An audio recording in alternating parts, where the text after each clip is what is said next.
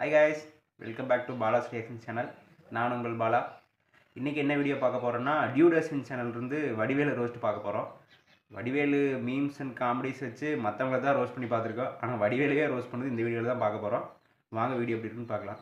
அதுக்கு முன்னாடி என்னோடய ரியாக்ஷன் சேனல் உங்களுக்கு பிடிச்சிருந்துச்சுன்னா லைக் பண்ணுங்கள், உங்கள் ஃப்ரெண்ட்ஸுக்கு ஷேர் பண்ணுங்கள், மறக்காமல் சப்ஸ்கிரைப் பண்ணுங்கள். அதே மாதிரி எந்த வீடியோ க்ரியேட் பண்ணுங்கிறத கமெண்ட்டில் மறக்காமல் சொல்லுங்கள், கண்டிப்பாக ரியாக்ட் பண்ணுறேன்.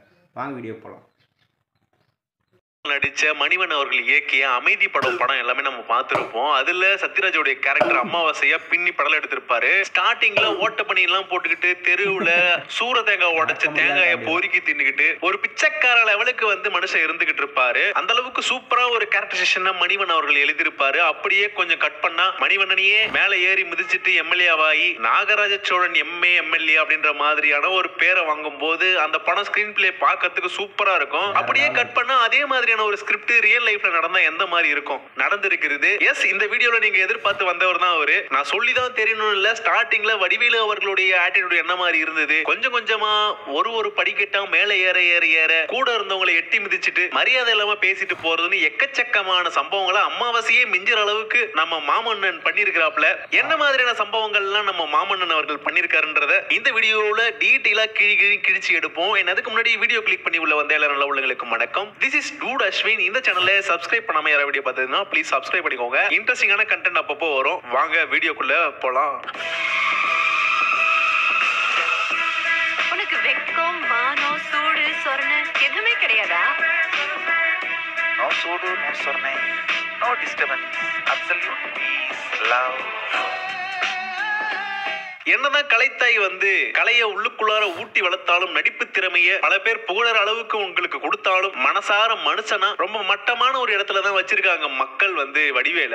ஆன் ஸ்கிரீன் ஆஃப் ஸ்கிரீன் அப்படியே ரெண்டு கட்டமா பிரிக்கலாம் வடிவோட வாழ்க்கைய. ஆன் ஸ்கிரீன்ல நிறைய பேரை சிரிக்க வச்சு நிறைய பேரை சந்தோஷப்படுத்தி ஒரு மகா கலைஞன்னு பேரு வாங்கின நீங்க அப்படியே கட் பண்ண ஆஃப் ஸ்கிரீன்ல நிறைய பேருடைய வாழ்க்கையில எக்கச்சக்கமா விளையாடிட்டு இருக்காரு. நீ எல்லாம் மனுஷனே இல்ல தெரியுமா அப்படின்ற மாதிரி கவுண்டமணி ஒரு படத்துல சொல்லியிருப்பாரு. அந்த கேரக்டர் அப்படியே வடிவேலுக்கு பொருத்தி பார்க்கலாம். எத்தனை சேட்டப் பண்ணி வச்சிருக்கான் அந்த மனுஷன். தனுஷ் கிட்ட இருந்து, விவேக் கிட்ட இருந்து, விஜயகாந்த் அவர்கிட்ட இருந்து, சங்கர் கிட்ட இருந்து, சிம்புதேவன், காதல் சுகுமார், தன்னுடைய கூட நடிச்ச சின்ன சின்ன சக கலைஞர்கள், சிங்கமுத்துன்னு வடிவேலுக்கு எதிர்ப்பா இருக்கிறவங்கன்னு பார்த்தா எக்கச்சக்கமான பேர் இருக்காங்க. இப்படிதான் மனுஷங்களை சம்பாரிச்சு வச்சிருக்காரு வடிவேலு. ஜால்ரா தட்டிக்கிட்டு ஒரு சில கட்சி கூட சேர்ந்துக்கிட்டு நல்ல பேர் வாங்கிட்டு இருந்தாலும் அவர் கூட பழகணுங்க யாரும் திருப்பி அவர் கூட போய் பேசுறதுக்கான வாய்ப்பை ஏற்படுத்தாத மாதிரி தான் வச்சிருக்காரு. நிறைய இன்சிடென்ட்ஸ் இருந்தது. அதுல ஃபர்ஸ்ட் இன்சிடென்ட் நான் இங்க அடிக்காதவன் படத்துல விவேக் அவர்களுக்கும் தனுஷ் அவர்களுக்கும் செம்ம காம்பினேஷன். ஃபர்ஸ்ட் ஒரு காம்பினேஷன் நல்ல ஹிட் ஆச்சு. வில்லு படம் கூட ரிலீஸ் ஆயிருந்தது. அந்த படத்துல வடிவேலு பண்ண காமெடியை விட படிக்காதவன் படத்துல விவேக்கும் தனுஷும் அவர்கள் பண்ண காம்பினேஷன் வேற லெவலுக்கு பட்டி தொட்டி வரைக்கும்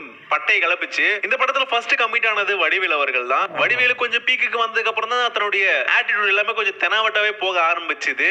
தனுஷ் அவர்களுடைய படம் வேற.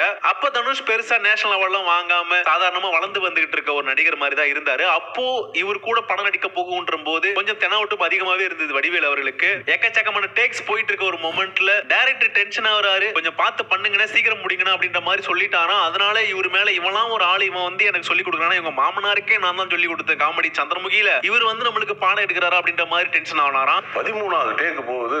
தனுஷ் சார் கூட இருக்கிற ஹீரோஸ் யாரும் பேச மாட்டாங்க. இவர் டக்குன்னு என்ன சொல்றாரு, அண்ணா டைரக்டர் சொல்றதை கேளுங்க அண்ணா அப்படின்னு ஒரு முறை சார் ஒரு வடிவேலு சார் தனுஷ் சார். ரெண்டாவது படத்துல சுமனோருடைய காலை பிடிக்கிற மாதிரி ஒரு சீன் வரும். விவேக் அவர்கள் நல்லாவே காமெடியாவே பண்ணி இருந்திருப்பாரு. அந்த சீனை பண்ண சொன்னதுக்கு நான் பெரிய பருப்பு, என்ன போய் வேற ஒருத்தவங்க காலை பிடிக்க சொல்றீங்களே அப்படின்ற மாதிரி நினைச்சுக்கிட்டு ஷூட்டிங்ல சண்டை போட்டுட்டு இருந்திருக்காரு. அவருடைய ஆட்டிடியூட் ப்ராப்ளம் அங்க இருந்திருக்குது. ஒரு கட்டத்துல சொல்லாம கொள்ளாம கிளம்பியும் போயிட்டாராம். இந்த கருமத்தெல்லாம் பார்க்க முடியாத படத்துடைய டீம் வடிவேல கட் பண்ணி தூக்கிட்டு அந்த இடத்துல விவேக போட்டிருந்தாங்க. நல்ல வேலை பண்ணி கிளம்பி போயிட்ட. நீ போனதுனாலதான் விவேக்குக்கும் தனுஷுக்கும் சூப்பரான ஒரு கெமிஸ்ட்ரி உத்தம புத்திரன்ல இருந்து விஐபி படம் வரைக்குமே அது கண்டினியூ ஆச்சு. அந்த அளவுக்கு நல்ல ஒரு காம்பினேஷனாவும் இருந்தது. இவ்வளவு பெரிய சூப்பர் ஸ்டாரா இருக்கிற ரஜினிகாந்த் அவர்களே டைரக்டர் சொல்றதை தாண்டி பெருசா எதுவும் பண்ண மாட்டாரு. ஹம்புலா டைமிங்க்கு ரெக்வெஸ்ட் பண்ணி தான் ஏதாவது ஒரு சஜஷன் இருந்தாலுமே சொல்லுவாப்ல. ஒரு 4 படம் ஹிட் ஆகி ஒரு நல்ல ஒரு பேர் வாங்கிட்டதுக்கு அப்புறமா இந்த அளவுக்கு ஒரு தலகணத்தோட ஒரு ஷூட்டிங் ஸ்பாட்ல எவனும் இருக்க மாட்டான். ஆனா வடிவேல் இருந்தது. அதனாலதான் திருப்பி வடிவேல இந்த ஒரு பெரிய பிரச்சனைக்கு அப்புறம் யாரும் கிட்ட கூட சேர்த்துக்க மாட்டாங்க. தெருநாயை அடிச்சு துரத்துற மாதிரி தொழுத்திட்டு இருக்காங்க. சினிமா இண்டஸ்ட்ரியில வடிவேலு பண்ண ஒரு இன்ட்ரெஸ்டிங்கான ஒரு சம்பவம் தன்னை தூக்கி விட்டவர்களுக்கு முதுகுல குத்துன சம்பவம் தான் அது. 23ஆம் புலிகேசி வடிவேலு அவர்கள் ஃபர்ஸ்ட் ஹீரோவா நடிச்சு ஃபுல் ஃபிளெஜ்டா ஒரு சூப்பரான ஒரு படம் வந்தது. அந்த படத்தை தயாரிச்சது டைரக்டர் சங்கர் அவர்கள். வடிவேலுடைய ஏர்லி ஸ்டேஜ்ல நல்ல நல்ல படங்களை வடிவேலு அவர்களுக்கு கொடுத்தாரு. காதலன் படத்துல, முதல்வன் படத்துல நல்ல நல்ல வாய்ப்புகளை கொடுத்திருந்தாரு. அவரு வடிவேல ஹீரோவா வச்சு ஒரு படம் பண்றாரு. அவருடைய அசிஸ்டன்ட் சிம்புதேவரனை டைரக்டர் ஆகியிருக்காரு. நல்ல ஒரு ஸ்கிரிப்ட், ஒரு மிகப்பெரிய வெற்றி படமாவும் அமைஞ்சது. அந்த படத்துடைய சீக்வல் எடுக்கிற பேர்ல ஆரம்பிச்சு 10 கோடி ரூபாய்க்கு செட் எல்லாம் போட்டு படம் ஷூட்டிங் பாதியில நிக்குது. வடிவேலு அவர்கள் தன்னுடைய சேட்டை எல்லாம் காட்ட ஆரம்பிச்சிருக்காரு. நான் பண்ற மாதிரி தான் பண்ணணும், நான் பண்ற காஸ்டியூம் தான் வைக்கணும், நான் பண்ற ஆர்டிஸ்ட் போடணும், அப்படி எல்லாத்தையுமே நீங்களே பண்ணிட்டு போனா டைரக்டரும் ஒரு ஆள் எதுக்கு இருக்கணும்? சும்மா உட்காந்துக்கிட்டு எல்லாத்திலையும் தலை நொட்டிட்டு இருந்தா பணம் போடுற ப்ரொடியூசருக்கும் காண்டு தான் வரும், படத்தை இருக்கிற டைரக்டருக்கும் காண்டா தான் ஆகும். அது மட்டும் இல்லாம சிம்புதேவனா அவன் இவன் சொல்றதும், அவனுக்கு வேலை தெரியாதுன்னு சொல்றதும், ஒருமையில பேசுறதும் ரொம்ப கேவலமான புத்தி தான் வடிவேலு அவர்களுக்கு இருந்தது. அவன் வந்து என்ன செய்வான்னு கேட்டீங்கன்னா சும்மா நிப்பான். இந்த மாதிரியான புத்தி எல்லாம் பார்க்கும்போது இத்தனை வருஷம் எப்படியா இந்த மனுஷன் கூட எல்லாருமே டிராவல் பண்ணாங்க அப்படின்ற மாதிரியான ஒரு எண்ணம் தான் எனக்கு உள்ள தோணுச்சு. நல்ல திறமை இருக்குது, நல்ல லீடிங்ல இருக்கிறாருன்ற ஒரு காரணத்துக்காக மட்டும்தான் படம் நல்லா போகணுன்ற ஒரு காரணத்துக்காக தான் இந்த ஆளை கூட வச்சுட்டு இருந்திருப்பாங்க. இந்த ஆளை தாண்டி வேற மாதிரியான காம்படிஷன் நல்ல நல்ல காமெடிகள்லாம் வரும்போது அப்படியே தூக்கி ஒரு மூலையில கடாசிட்டு போன திரையுலகம் தான் இந்த உலகம். இது தெரியாம தலைவர் சேட்டை மேல சேட்டை பண்ணிக்கிட்டு இருந்திருக்கிறாரு. 23ஆம் புலிகேசி படத்துல பண்ண சம்பவத்துக்கு தான் எக்கச்சக்கமான பிரச்சனைகள் வடிவேலு ஃபேஸ் பண்ணாரு. ரெட் கார்டு போற அளவுக்குலாம் போச்சு. அதுக்கப்புறமா லைகா ப்ரொடக்ஷன் எல்லாம் உள்ள வந்து ஏதோ காம்பன்சேட் எல்லாம் பண்ணி இந்த பிரச்சனையை தீர்த்து வச்சிருந்திருக்காங்கன்னு நினைக்கிறேன். என்னைக்குமே ஏறி வந்த ஏணியை மறக்கவே கூடாது. நம்ம இளையராஜா ஒரு சீரிஸ் போட்டிருந்தோம், இளையராஜாவே மிஞ்சிருவாரு போல இந்த வடிவேலு. அந்த அளவுக்கு ஒரு ஆட்டிடியூடு. என்ன ஏதுன்னு பிரஸ் எல்லாமே கேட்டா எல்லாமே பொய் சொல்றாங்களாம். 10 கோடி ரூபாய் செட்டு போட்டதெல்லாம் பொய்யா, இவரு லேட்டா போனதும் சொல்றதெல்லாம் பொய்யா. 100 கோடி ரூபாய் கூட இழப்புன்னு சொல்லுவாங்க. விட்டுருக்கு.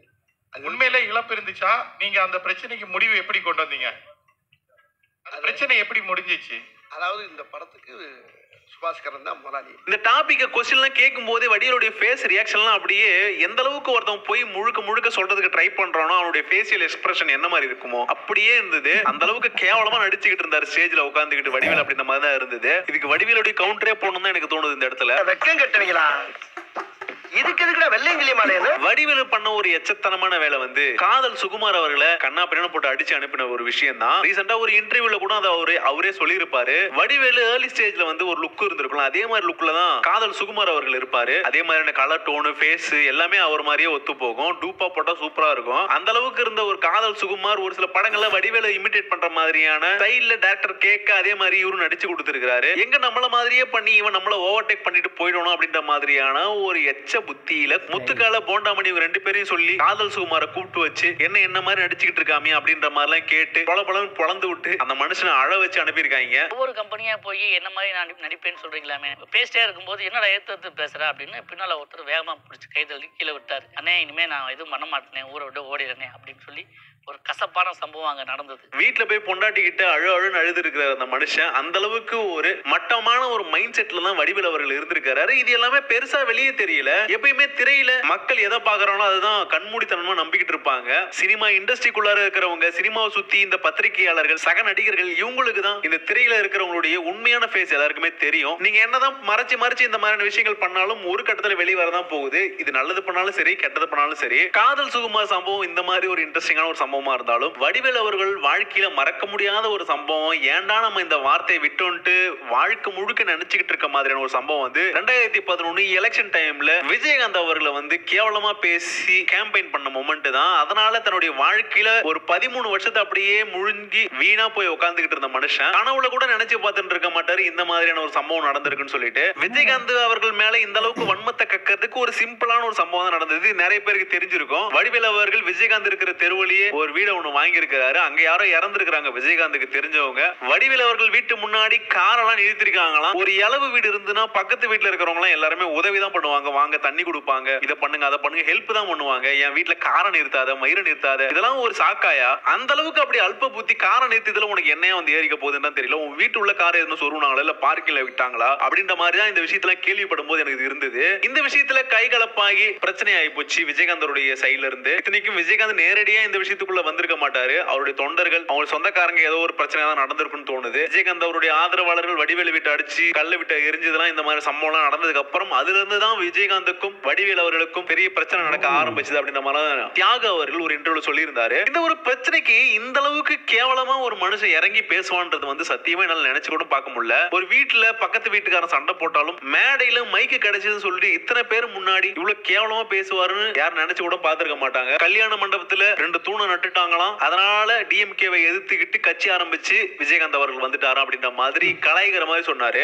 வீட்டு முன்னாடி 2 கார் நிறுத்தினான்றதுக்கே நீ இந்த அளவுக்கு பொங்கிட்டு வரையா? ஆசாசியா அவ்வளவு பெரிய மண்டபத்துல முக்காவாசி மண்டபத்தை வெட்டி எடுத்து அங்க கோயம்பேடு பிரிட்ஜை கட்டிட்டு பார்க்கும் போதெல்லாம் வயிறு எரியாதா? இதே இடத்துல நீ உன் வீட்டுல ஒரு முக்காவாசி வீட்டை இடிச்சு முடிச்சிட்டு அந்த இடத்துல ஒரு பிரிட்ஜ் போச்சுன்னா தக்காளி உயிரே விட்டுருப்பாப்புல வடிவேலு. அந்த அளவுக்கு அல்பத்தனமான புத்தி வச்சுக்கிட்டு இருக்க வடிவேலு விஜயகாந்த் அவர்களை பத்தி கேவலமா பேசுறதெல்லாம் என்னால டைஜஸ்ட் பண்ணவே முடியல. யாராலுமே அதெல்லாம் யோசிச்சு கூட பார்த்திருக்க முடியாது. எப்ப பாரு தண்ணியிலே இருக்கிறாராம், தண்ணியில இருக்கிற கப்பல்ல இருக்கிறவன் தான் கேப்டனா, எப்ப பாரு தண்ணி போட்டு இருக்கிறவன் கேப்டன் கிடையாது அப்படின்ற மாதிரியும் ஒரு மேடையிலேயே ஒரு சரியா நிக்க முடியலையா இவரு போய் எதிர்க்கிறது அவளுக்கு கேவலமா இருக்குதான். கேவலத்தை பத்தி எல்லாம் பேசுறதுக்கு வடிவேலுக்கு அருகதையே கிடையாது எனக்கு தெரிஞ்சு. வடிவேலு அவர்கள் விஜயகாந்த் அவர்கள் சிஎம் ஆகணும்னு ஆசைப்பட்ட நீ சிஎம்னா நான் பிரதமர் அப்படின்ற மாதிரியும், நீ கருப்பு எம்ஜிஆர் கருப்பு நேரு அப்படின்ற மாதிரியான வார்த்தைகளை ரொம்ப கேவலமான எண்ணத்தோட தேர்தல் பிரச்சாரம் பண்ற பேர்ல தன்னுடைய மனசு இருந்த வன்மத்தை எல்லாத்தையுமே கொட்டி தீத்தாருன்றது அந்த இடத்துல நிதர்சனமா உண்மையா இருந்தது. எல்லாத்தையும் மேல இருந்து பாத்துக்கிட்டு இருக்க கடவுள் அந்த எலெக்ஷன்ல டிஎம்கேவை படுதோல்வி அடைய வச்சு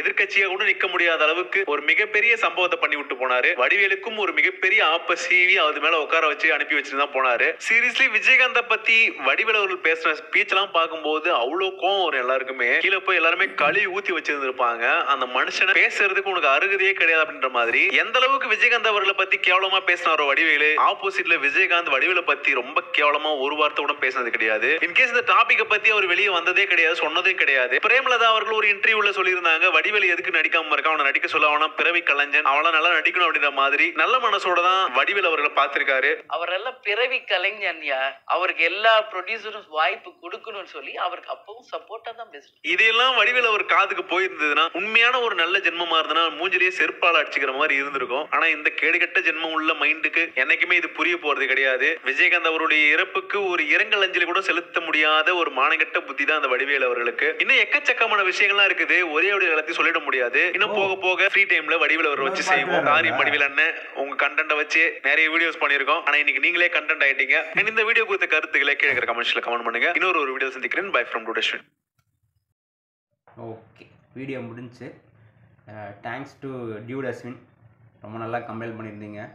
ஆனால் இதெல்லாம் ஃபேக்ட் செக் பண்ணி போட்டிங்களா இல்லையான்னு எனக்கு தெரியல. ஆனால் அந்த பிரச்சனை நடந்ததெல்லாம் உண்மை தான். அந்த விஜயகாந்த் இறந்ததுக்கும் வடிவேல் வரவே இல்லை, அதுவும் நியூஸில் பார்த்தோம். அது ஓகே தான். ஆனால் இந்த அளவுக்கு மோசமாக பண்ணுவான்ட்டு பண்ணியிருக்கிறாரு அப்படிங்கிறது எனக்கு தெரியல. ஆனால் நிறைய பேர் நிறைய இன்டர்வியூ பண்ணதுச்சு தான் நீங்களும் எடுத்து போட்டிருக்கீங்க. ஓகே, பட் அது அப்படி இருக்கக்கூடாதுன்னு தான் நானும் நினைக்கிறேன். ஏன்னா அவ்வளோ பெரிய கலைஞன். ஆன் ஸ்க்ரீனில் வடிவேலை அடிச்சுக்க வடிவேலு தான், வேறு யாருமே கிடையாது. அந்தளவுக்கு நல்ல கலைஞன் தான். ஆனால் ஆஃப் ஸ்க்ரீனில் இந்த மாதிரி இவ்வளோ மோசமாக இருப்பார் அப்படிங்கிறது எனக்கு தெரியாது. அந்த எலெக்ஷன் டைமில் நடந்தது, அந்த பிரச்சாரத்தில் பேசுனது, அதெல்லாம் வந்து லைவாக பார்த்துருக்கேன். அந்த வீடியோஸ்லாம் பார்த்துருக்கேன். ரொம்ப கேவலமாக தான் இருந்துச்சு. ஆனால் இந்த அளவுக்கு இவ்வளோ டீப்பாக மோசமாக இருப்பார்ன்ட்டு நான் எதிர்பார்க்கவே இல்லை. அந்த மாதிரி இல்லாமல் இருந்தால் நல்லாயிருக்கும். ஆனால் அப்படி தான் இருக்கார் அப்படின்னா ஒன்றும் பண்ணவே முடியாது. ஆனால் அந்த 10 வருஷம் கேப் இருந்ததில் ஓகே தான். விஜயகாந்த் வந்து அதுக்கு பர்மிஷன் கொடுத்துருந்தா அப்படி பரவாயில்ல, எல்லோரும் சான்ஸ் கொடுங்கன்னு சொல்லியிருந்தாங்க. ஆனால் விஜயகாந்த் மேலே மற்றவங்க வச்சுருந்த மரியாதைனாலையும் ரெஸ்பெக்ட்னாலையும் யாருமே சான்ஸ் கொடுக்கவே இல்லை. 10 வருஷத்துக்கு அப்புறம் தான் வந்து இந்த மாமன்னன் அதுக்கப்புறம்லாம் நடிக்கிறதுக்கு ஓகே பண்ணிட்டாங்க. அந்தளவுக்கு நல்ல மனுஷன் விஜயகாந்த். ஓகே, இது இன்னொரு வீடியோ வேறு வருதுன்னு சொல்லியிருக்கீங்க, பார்க்கலாம். அடுத்து அந்த வீடியோவும் கண்டிப்பாக பார்க்குறேன். Bye by.